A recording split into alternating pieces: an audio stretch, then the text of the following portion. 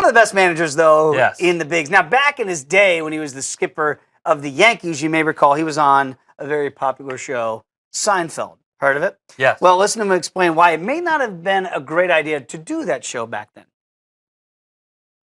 How'd that all come about? You know what? You could barely keep a straight face in that thing. That was a one-taker, fellas. Of course, I only had, 2 words, something, cotton uniforms? But I still get taxed on that. You have to join the Actors Guild. When somebody comes up and says, hey, I saw you on Seinfeld, I go, oh, jeez. Because you got to stay on the Actors Guild. You get this little stipend. I think we cashed a check for 89 cents last week, seriously. But by the time it's over, every time they show an episode, it costs me $19 in taxes. I appreciate you bringing that up.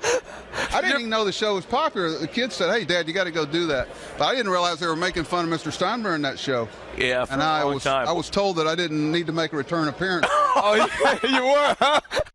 I love how he still refers to him as Mr. Steinbrenner. So, Buck, of course, wasn't the only Yankee or athlete to appear on the hit show Seinfeld. Scotty, I need your top 5 athletes that ever had cameos. No, they had a lot show. of references to different sports, but actually baseball players are the only cameos in the history of Seinfeld. Okay, number 5. All right, well, here, the only athletes not on here are Bernie Williams and Derek Jeter because they did terrible acting. Wow. Danny Tartable, now he was in 2 episodes. Yes. Now, if you remember, he was the big. And you mentioned Cotton was his only Cotton uniform. Yes. So it was Buck's only line.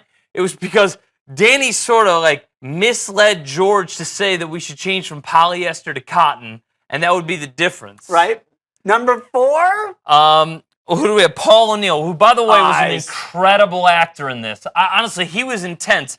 He was in the episode The Wink, and his issue was Kramer promised a kid in the hospital that Paul O'Neill would hit 2 home runs, and he snuck in the locker room, and then he got all the Yankees to sign on the card, and Paul got ticked because he was putting him pressure. Number 3, Buck Showalter, as we mentioned, pretty straightforward. Number 2 is George Steinbrenner, but not the real George Steinbrenner. There is a cameo, and you can watch the clip. It just never ran in a show. Something happened there. You always see the back of George Steinbrenner's head. And the voice is Larry David, who is the executive producer, co-creator with Fantastic. Jerry. I thought it was a great voice. And that was obviously the most regular occurred role for anyone in sports. But your number 1? No, number 1 is a no-brainer. It's a combination of Keith Hernandez and Boyfriend Part 1 and Part 2. The second When her and spinner. Elaine, now the conversation with he and Elaine, where they're talking about the sex they're going to have, but they need to go through the proper bases. And, well, Keith Hernandez thinks,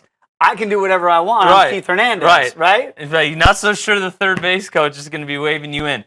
But the biggest part was the Roger McDowell spit. The second spitter. And how they treated it with Newman like it was JFK. That is one of the best episodes of all time. Yeah, McDowell was hiding in the bushes. Right.